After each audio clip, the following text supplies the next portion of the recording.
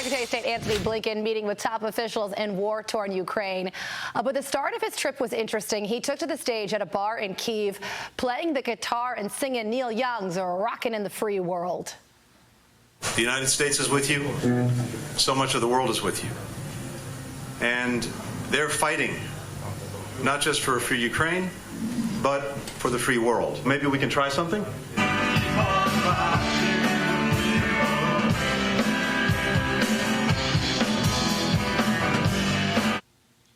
Joe Concha is a Fox News contributor, and he joins me now to talk about Antony Blinken letting his hair down. And Joe, the New York Times covered that moment with a headline that reads, "In Kyiv, Blinken adds rock notes to a free world message." The Secretary of State, a longtime guitarist, strummed along to a song chosen to underscore a central message of President Biden's foreign policy. What do you think about that? Well, let's see, Carly. How do we put this? We are governed by children. The late John McCain once warned that Blinken was not only unqualified for this job, but dangerous to America. I mean, this is the same Secretary of State that you see on your screen who thinks that the disastrous withdrawal from Afghanistan was a resounding success. The same Secretary of State who now supports pulling weapons from Israel in its fight against Hamas. The world is far more unstable and in a far less safe space, or place, I should say, than it was before this administration came into power. And to see Secretary of State Blinken doing karaoke night in a bar while thousands of Ukrainian soldiers are dying on the Eastern Front, there really are no words to add at this point. We have serious problems, and we need serious people to solve them, and that is not a serious person that you see playing guitar in Kyiv while the world is burning at this point, Carly. So you wrote an op-ed titled, "Nancy Pelosi yet again reveals Democrats' disdain for average Americans." And you wrote that after the former House Speaker made these comments. Listen to this. We've seen demagogues come down the pike, destroy the press. What do the Republicans say? Fake news. So they're diminishing that in the eyes of these poor souls who are looking for some answers. We've given them to them, but they're blocked by some of their views on guns. They have the 3 Gs, guns, gays, God. So what do you think about that, Joe? Poor souls blocked by their opinions on guns, gays, and God.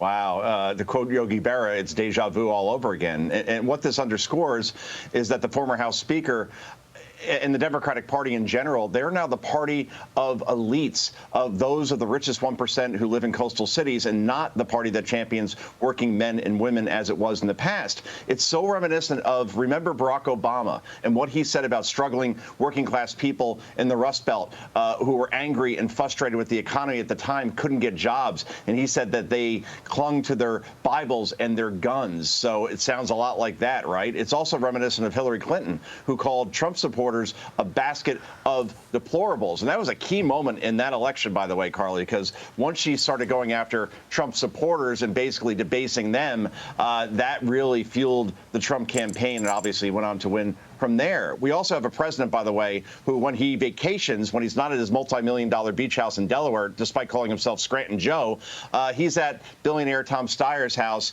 or mansion in Lake Tahoe that's worth $20 million. Or he's in Nantucket and he's staying at hedge fund boss David Rubenstein's place, which is $34 million. So you see the Democratic Party, it once was the party of the little guy, and now it's the party of elites. And for Pelosi to say that about people that may support Donald Trump or Republicans in general, saying, oh, they're just about their guns and their religion, it just shows you how out of touch they are with the average voter. And this is why they're struggling so much in this campaign, particularly in states like Pennsylvania, Wisconsin, Michigan, Nevada, Georgia, Arizona.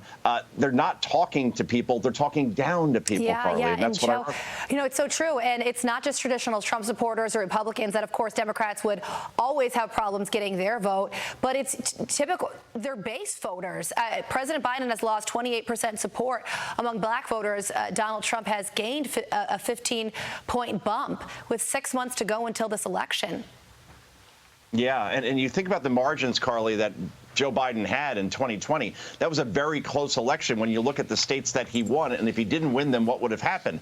He won, what, Georgia by 12,000 votes, Arizona by 10,000 votes, Wisconsin by 0.3 of a percentage point. If those states go the other way, then Donald Trump is still president. So he can't afford to lose any of these voters by small margins, and he's losing them in large margins. If the election were held today, Carly, I'll leave it here. Donald Trump is your next president based on the polling we're seeing in every swing state. Yeah, 6 months to go. It's going to be a busy six months, but so far tying up Donald Trump in the courtroom hasn't been a strategy that has been beneficial to Democrats. Joe, got to leave it there. Todd, I didn't think that we would see you again, but here you are. Have a great day to both of you. Fox See you back in New York tomorrow. Starts now. I'm Steve Ducey. I'm Brian Kilmeade. And I'm Ainsley Earhart. And click here to subscribe to the Fox News YouTube page to catch our hottest interviews and most compelling analysis.